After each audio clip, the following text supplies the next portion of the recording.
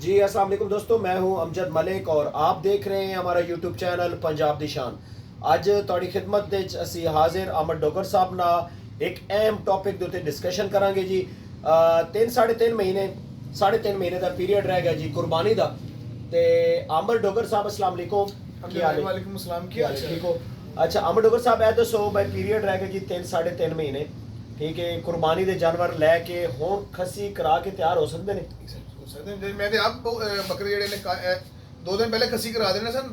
4 ਬੱਕਰੇ ਖੱਸੀ ਕਰਾਣੇ ਸਨ ਕਿ ਬਾਰਿਸ਼ ਨਾ ਪੈਂਦੀ ਤੇ। अच्छा ਇਹ ਹੁਣ ਇਨਸ਼ਾਅੱਲਾ ਸੰਡੇ ਵਾਲੇ ਮੈਂ 4 ਬੱਕਰੇ ਖੱਸੀ ਆਪਣੇ ਕਰਵਾ ਰਹੇ ਹਾਂ ਤੇ ਅਸੀਂ ਐਸੇ ਸਾਲ ਹੀ ਉਹ ਤਿਆਰ ਕਰਨੇ ਨੇ। अच्छा ਇਸ ਦੀ ਤਿਆਰੀ ਦੇ ਕੋਈ ਥੋੜਾ ਜਿਹਾ ਡਿਟੇਲ ਮਤਲਬ ਜਿਹੜਾ ਨਾ ਅੰਦਰ ਭਾਈ ਇਹਦਾ ਸਭ ਤੋਂ ਜਿਹੜਾ ਅੱਛਾ ਪ੍ਰੋਟੋਕੋਲ ਹੈ ਨਾ ਇਹਦਾ, ਬੱਕਰੇ ਖੱਸੀ ਕਰਵਾ ਕੇ ਜਾਨਵਰ ਦਾ ਜਿਹੜਾ ਪ੍ਰੋਟੋਕੋਲ ਹੁੰਦਾ ਨਾ, ਅਗਰ ਉਹ ਜਾਨਵਰ ਨੂੰ ਪੂਰਾ ਮਿਲੇ ਨਾ ਤੇ ਜਾਨਵਰ ਇੱਕ ਤਾਂ ਵੀਕ ਨਹੀਂ ਹੁੰਦਾ, ਤੁਸੀਂ ਪੇਨ ਮਹਿਸੂਸ ਨਹੀਂ ਕਰਦਾ। अच्छा ਇਹਦੇ ਵਿੱਚ ਤੁਸੀਂ ਕੀ ਕਰਨਾ ਹੈ ਕਿ ਅਗਰ ਦੋਸਤਾਂ ਨੂੰ ਕੋਣ ਅੱਛਾ ਬੱਕਰਾ ਆਂਡੂ ਮਿਲਦਾ ਦੋਸਤ ਪਰਚੇਸ ਕਰ ਲੈਣ, ਕੋਸ਼ਿਸ਼ ਕਰਨ ਖੱਸੀ ਲੈਣ। ਲੇਕਿਨ ਅਗਰ ਕੋਈ ਆਂਡੂ ਬੱਕਰਾ ਮਿਲ ਜਾਂਦਾ ਹੈ, ਬਾਡੀ ਸਕੋਰ ਅੱਛਾ ਹੋਏਗਾ ਤਾਂ ਉਹਨੂੰ ਪਰਚੇਸ ਕਰ ਲੈਣ। ਪਰਚੇਸ ਕਰਕੇ ਉਹਨੂੰ ਖੱਸੀ ਕਰਵਾਉਣ। ਖੱਸੀ ਕਰਵਾ ਕੇ ਅਮਜਦ ਭਾਈ ਉਸ ਜਾਨਵਰ ਨੂੰ 3 ਦਿਨ अच्छा ਰਾਤ ਦੇ ਟਾਈਮ हाँ 5 cc ਲੋਕਸਨ ਜਾਨਵਰ ਦੇ ਬੋਡੀ weight ਦੇ ਮੁਤਾਬਕ ਉਹਦੇ ਉੱਪਰ ਲਿਖਿਆ ਹੋਏਗਾ। ਮੈਂ ਦੱਸ ਰਿਹਾ ਜੀ 100 kg ਜਾਨਵਰ ਦਾ ठीक है 5 cc ਲੋਕਸਨ, ਠੀਕ ਹੈ। 5 ਗ੍ਰਾਮ ਦੇ ਟੀਕੇ ਦੇ ਵਿੱਚ ਤੁਸੀਂ 7 cc ਏਵਲ ਮਿਕਸ ਕਰਨਾ ਹੈ। अच्छा ਅੱਧਾ ਅੱਜ ਲਗਾਉਣਾ, ਅੱਧਾ ਕੱਲ ਲਗਾਉਣਾ ਹੈ, ठीक है ਠੀਕ ਹੈ। ਇਹ 4 ਦੇ ਤੁਸੀਂ ਜਾਨਵਰ ਨੂੰ ਇਹ ਚੀਜ਼ ਅਪਲਾਈ ਕਰਨੀ ਹੈ। ਜਾਨਵਰ ਨੂੰ ਸਵੈਲਿੰਗ ਵੀ ਨਹੀਂ ਹੋਣੀ, ਖੱਸੀ ਹੋ ਗਈ ਉਹਨੂੰ ਪਤਾ ਵੀ ਨਹੀਂ ਲੱਗਣਾ। 1 ਵੀਕ ਤੋਂ ਬਾਅਦ ਤੁਸੀਂ ਜਾਨਵਰ ਵੰਡਾ ਸ਼ੁਰੂ ਕਰਾ ਦਿਓ। ਜ਼ਬਰਦਸਤ। ਇਨਸ਼ਾਅੱਲਾ ਤੁਹਾਡਾ ਜਾਨਵਰ 3.5 ਵਿੱਚ ਬੜਾ ਅੱਛਾ ਬੱਕਰਾ ਤਿਆਰ ਹੋ ਜਾਂਦਾ। ਤੁਸੀਂ ਆਪਣੇ ਜਾਨਵਰਾਂ ਨੂੰ ਮਤਲਬ ਅਗਰ ਸਪੋਜ਼ ਕਰੋ ਅਗਰ ਤੁਸੀਂ ਹੁਣ ਇਹਨਾਂ ਦੇ ਨਾਲ ਜਾਨਵਰ ਲੈਂਦੇ ਹੋ ਹਾਂਜੀ ਤੇ ਉਹਨੂੰ ਕਿਹੜਾ ਵੱਡਾ ਔਰ ਉਹਦੀ ਥੋੜੀ ਜਿਹੀ ਤਰਤੀਬ ਵੰਡੇ ਦੀ ਵੀ ਸਮਝਾ ਦਿਓ ਜਿਹੜੇ ਕੋਈ ਨਏ ਅੰਦਰ ਦੋਸਤ ਭਾਈ ਡਿਪੈਂਡ ਕਰਦਾ ਹੈ ਬੱਕਰਾ ਜਾਂ ਛਤਰਾ ਹੈ।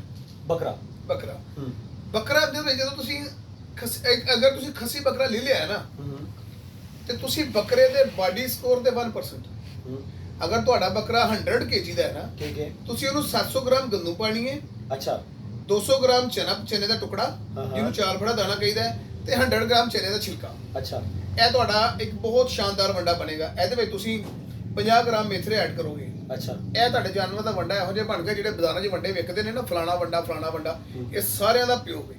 ਅੱਛਾ ਠੀਕ ਹੈ। ਇਹਦਾ ਤੁਸੀਂ ਜਾਨਵਰ ਦਾ ਡਾਈਟ ਪਲਾਨ ਐਸਾ ਰੱਖੋਗੇ, ਸਵੇਰ ਤੁਸੀਂ 1000 ਰੁਪਏ ਆਪਣੇ ਜਾਨਵਰ ਨੂੰ ਅਗਰ ਕੋਈ ਦੋਸਤ ਮੱਖਣ ਦੇ ਸਕਦੇ ਨੇ ਮੱਖਣ ਦੇ ਦੇਣ। ਅਗਰ ਕੋਈ ਦੋਸਤ ਤੇਲ ਦੇਣਾ ਚਾਹੋਗੇ, ਤੁਹਾਡੇ ਚੈਨਲ ਤੇ ਤੇਲ ਦੀ ਵੀਡੀਓ ਲੱਗੀ ਹੋਈ ਹੈ ਆਲਰੇਡੀ ਲੱਗੀ ਜੀ। ਕੋਈ ਤੇਲ ਦੇ ਸਕਦਾ ਹੋਏਗਾ ਉਹ ਆਪਣੇ ਜਾਨਵਰ ਨੂੰ ਭਾਈ ਤੇਲ ਦੇ ਦੇਵੇ। ਅੱਛਾ ਉਸ ਤੋਂ ਬਾਅਦ ਜਾਨਵਰ ਨੂੰ ਪੱਠੇ ਦੇਵੇ ਤੇਲ ਦੀਆਂ ਮੱਖਣ ਤੋਂ 2 ਘੰਟੇ ਬਾਅਦ ਚੋਂ, ਠੀਕ ਹੈ। 4-4:30 ਵਜੇ ਆਪਣੇ ਜਾਨਵਰ ਨੂੰ ਵੰਡਾ ਪਾਵੇ, ਉਸ ਤੋਂ ਬਾਅਦ ਚੋਂ ਫਿਰ ਪੱਠੇ ਪਾਵੇ। ਰਾਤ ਨੂੰ ਅੱਧਾ ਕਿਲੋ ਦੁੱਧ ਦੇ ਦੇ। 3 ਮਹੀਨਿਆਂ ਦੇ ਵਿੱਚ ਬੱਕਰਾ ਅੱਲਾ ਦੇ ਹੁਕਮ ਨਾਲ ਘੋੜੇ ਵਰਗੂ ਤਿਆਰ ਹੋਏਗਾ। ਲੇਕਿਨ ਉਹਦੀ ਸ਼ਰਤ ਹੈ ਵੇ ਕਿ ਜਿਹੜਾ ਬੱਕਰਾ ਤੁਸੀਂ ਹੁਣ ਖਰੀਦ ਕੇ ਇਸ ਸਾਲ ਤਿਆਰ ਕਰਨਾ ਹੈ ਨਾ, ਉਹਦੀ ਏਜ 4 ਦਿਨ ਤੋਂ ਜ਼ਿਆਦਾ ਹੋਵੇ। ਮਤਲਬ 6 ਦੰਦ 8 ਦੰਦ ਹੋਵੇ, ਉਹੀ ਤਿਆਰ ਹੋਣਾ। ਜੇ 2 ਦੰਦ ਬੱਕਰਾ ਲੈ ਲੋਗੇ ਤਾਂ ਉਹ ਨਹੀਂ ਤਿਆਰ ਹੋਣਾ। ਅਬਾ ਡਾਕਟਰ ਸਾਹਿਬ ਇੱਕ ਚੀਜ਼ ਹੋਰ ਮੈਂ ਬੜੀ ਸੁਣਦਾ ਪਿਆ ਕਿ ਮੰਡੀਆਂ ਦੇ ਵਿੱਚ ਜਿਹੜਾ ਮਾਲ ਆ ਰਿਹਾ ਉਹ ਜ਼ਿਆਦਾਤਰ ਮੂੰਹ ਖੋਰ ਵਾਲਾ। ਅਮਜਦ ਭਾਈ 100% ਨਹੀਂ ਕਹਿ ਸਕਦਾ, ਲੇਕਿਨ 99% ਕਹਿ ਸਕਦਾ। ਅੱਛਾ 99% ਮੰਡੀਆਂ ਦੇ ਵਿੱਚ ਇਸ ਜਿਹੜੇ ਜਾਨਵਰ ਵਿਕਦੇ ਪਏ ਨੇ ਉਹਨਾਂ ਨੂੰ ਮੂੰਹ ਖੋਰ ਹੋਏ ਨੇ, ਕਿਉਂਕਿ ਇਹ ਜਿੰਨਾ ਭਾਵਲਪੁਰ, ਭਾਵਨਗਰ, ਡੇਰਾ ਗਾਜ਼ੀ ਖਾਨ, ਠੀਕ ਹੈ, ਇਹਨਾਂ ਇਲਾਕਿਆਂ ਦਾ ਤੇ ਤਕਰੀਬਨ 100% ਜਾਨਵਰ ਸਪੀਡ ਦੇ ਵਿੱਚ ਨੇ ਨਾ। ਤੇ ਦੋਸਤ ਕੋਸ਼ਿਸ਼ ਕਰਨ ਇੱਕ ਤਾਂ ਆਨਲਾਈਨ ਪਰਚੇਸਿੰਗ ਨਾ ਕਰਨ। ਠੀਕ ਹੈ। ਜਿਹੜਾ ਜਾਨਵਰ ਲੈਣਾ ਹੋਵੇ ਮੰਡੀ ਜਾਓ, ਜਿੱਥੇ ਵੀ ਜਾਓ, ਜਾ ਕੇ ਫਿਜ਼ੀਕਲੀ ਦੇਖੋ। ਅਗਰ ਜਾਨਵਰ ਦੇ ਮੂੰਹ ਦੇ ਵਿੱਚ ਛਾਲੇ ਨੇ ਤਾਂ ਜਾਨਵਰ ਬਿਲਕੁਲ ਵੀ ਪਰਚੇਸ ਨਹੀਂ ਕਰਨਾ। ਠੀਕ ਹੈ। ਅਗਰ ਜਾਨਵਰ ਲੰਗੜਾਉਂਦਾ ਪਿਆ ਹਾਂ ਤੇ ਉਹਨੂੰ ਬਜ਼ਾਹਰ ਕੋਈ ਜ਼ਖਮ ਨਹੀਂ ਹੈਗਾ, ਅੱਛਾ, ਉਹਦੀ ਕੀ ਰੀਜ਼ਨ ਕਿਉਂ ਲੰਗੜਾ ਰਿਹਾ ਉਹ ਵੀ ਤੁਸੀਂ ਪਰਚੇਸ ਨਹੀਂ ਕਰਨਾ। ਕੋਸ਼ਿਸ਼ ਇਹ ਕਰੋ ਕਿ ਇਹਨਾਂ ਦਿਨਾਂ ਦੇ ਵਿੱਚ ਕਿਸੇ ਫਾਰਮ ਤੋਂ ਜਾਨਵਰ ਲੈ ਲਓ, ਕੋਈ 10-20 ਹਜ਼ਾਰ ਮਹਿੰਗਾ ਮਿਲਦਾ ਤਾਂ ਉਹ ਲੈ ਲਓ, ਕਿਉਂਕਿ ਉਹਦੀ ਰੀਜ਼ਨ ਇਹ ਵੇ ਕਿ ਤੁਸੀਂ ਮੰਡੀ ਚੋਂ ਲਿਆਓਗੇ, ਇਹਦੇ ਨਾਲੋਂ ਜ਼ਿਆਦਾ ਪੈਸੇ ਤੁਹਾਡੇ ਉਹ ਜਾਨਵਰ ਨੂੰ ਸਿੱਧਾ ਕਰਨ 'ਚ ਲੱਗ ਜਾਣਗੇ। ਤੇ ਜਿਹੜੇ ਤੁਸੀਂ ਕਿਸੇ ਫਾਰਮ ਤੋਂ ਪਰਚੇਸ ਕਰੋਗੇ ਜਾਨਵਰ, ਐਡੇ ਸ਼ਾਨਦਾਰ ਭਾਵਨਗਰ ਵਿੱਚ ਲੋਕਾਂ ਨੇ ਬੜੇ ਸ਼ਾਨਦਾਰ ਬੱਕਰੇ ਰੱਖੇ ਹੋਏ ਨੇ, ਉੱਥੋਂ ਲਿਆਓ। ਲੇਕਿਨ ਕੋਸ਼ਿਸ਼ ਇਹ ਕਰੋ ਕਿ ਡੇਰਾ ਗਾਜ਼ੀ ਖਾਨ ਵਾਲੇ ਜਿਹੜੇ ਲੋਕ ਨੇ ਉਹ ਕੱਚੇ ਦੇ ਡਾਕੂ ਨੇ, ਆਨਲਾਈਨ ਜਿਹੜਾ ਵੇਚਦੇ ਨੇ, ਅੱਛਾ, ਉਹਨਾਂ ਕੋਲੋਂ ਜ਼ਰਾ ਬਚੇ ਰਹੋ। 3-4 ਫਾਰਮਰ ਉੱਥੇ ਹੈ ਨੇ, ਉਹਨਾਂ ਕੋਲੋਂ ਜ਼ਰਾ ਬਚੇ ਰਹੋ। ਅੱਛਾ ਜਾਨਵਰ ਖਰੀਦੋ, ਹੈਲਦੀ ਜਾਨਵਰ ਖਰੀਦੋ, ਉਹਨੂੰ ਲੈ ਕੇ ਤੇ ਉਹਦੀ ਤਿਆਰੀ ਸਟਾਰਟ ਕਰੋ ਤੇ 3 ਮਹੀਨਿਆਂ ਦੇ ਵਿੱਚ ਤੁਸੀਂ ਆਪਣਾ ਜਾਨਵਰ ਆਪ ਨਹੀਂ ਪਛਾਣਨਾ। ਬਿਲਕੁਲ ਇਸ ਤਰ੍ਹਾਂ ਹੀ ਹੈ ਜੀ। ਇਹ ਜਿਹੜੇ ਆਨਲਾਈਨ ਵਾਲੇ ਇਸ ਤੇ ਜ਼ਿਆਦਾਤਰ ਫਰਾਡ ਤਾਂ ਆਮਰ ਸਾਹਿਬ ਇਹ ਹੁੰਦਾ ਹੈ ਕਿ ਉਹ ਇੱਕ ਅੱਛਾ ਜਾਨਵਰ ਦਿਖਾ ਦਿੰਦੇ ਨੇ, ਉਹ ਬਹੁਤ ਕਮ ਪ੍ਰਾਈਸ ਦੱਸਦੇ ਨੇ, ਪੈਸੇ ਬਹੁਤ ਕਮ ਦੱਸਦੇ ਨੇ। ਬੰਦਾ ਕਹਿੰਦਾ ਲਾਲਚ 'ਚ ਆ ਕੇ ਬੰਦਾ ਕਹਿੰਦਾ ਜਨਾਬ ਇਹਨੂੰ ਟੋਕਨ ਲਾਓ। ਅਮਜਦ ਭਾਈ ਇੱਕ ਦਫਾ ਕੀ ਹੋਇਆ ਕਿ ਫੇਸਬੁੱਕ ਤੇ ਨਾ ਮੇਰੇ ਹੀ ਇੱਕ ਬੱਕਰੇ ਦੀ ਵੀਡੀਓ ਲੱਗੀ। ਅੱਛਾ ਖੁਦਾ ਬਹੁਤ ਜਾਣਦਾ ਜੇ ਕਿ ਉਹ ਬੱਕਰਾ ਮੈਂ 9 ਲੱਖ ਤੋਂ ਉੱਪਰ ਸੇਲ ਕੀਤਾ। ਠੀਕ ਹੈ।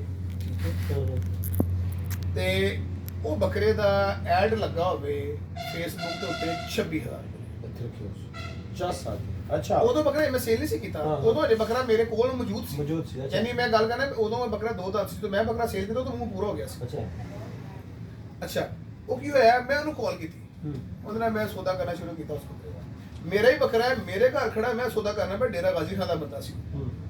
ਅੱਛਾ ਜੀ ਅਮਜਦ ਭਾਈ 26 ਦਾ ਆਪਣਾ ਰੇਟ ਲਾਇਆ, ਮੇਰਾ ਉਹਦੇ ਨਾਲ 21000 ਚ ਬੱਕਰਾ ਮੁੱਕ ਗਿਆ। ਠੀਕ ਹੈ।